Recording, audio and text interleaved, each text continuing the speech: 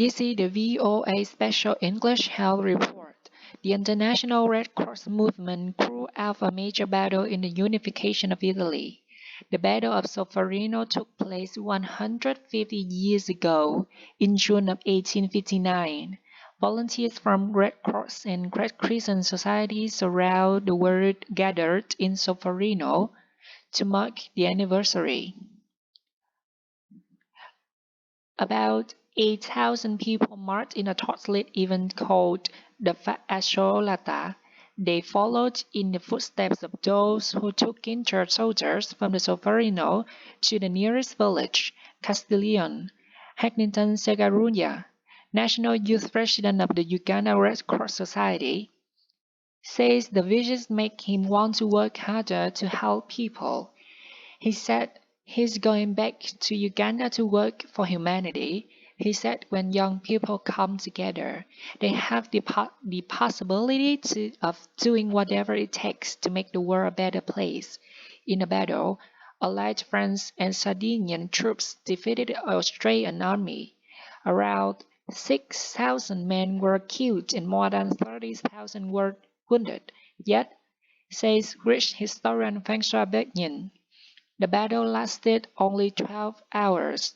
He said a Swiss businessman named Henry Dunant was horrified by what he saw.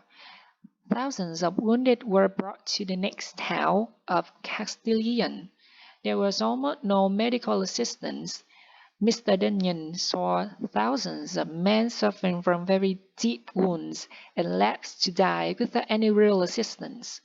Mr. Bergman says Henry Dunyan quickly took action.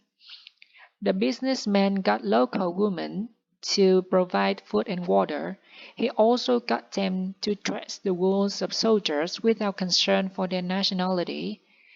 Mr. Dunyan later wrote a book called A Memory of Solferino. In it, he launched two ideas. One was the idea of voluntary relief societies to provide assistance to the wounded or other people. This led to the Red Cross and Red Crescent movement. The second idea was a treaty protecting the wounded and medical personnel on the field of battle. This, explains historian François Bergnin, is the origin of the Geneva Convention. Stephen Ryan is the communications officer for youth and volunteers at the International Federation of Red Cross and Red Crescent Societies. He says it is important to get young people involved in volunteer work at an early age. He says young people need to be given the chance to feel like they are making a difference in the world. And that's the VOA Special English Health Report.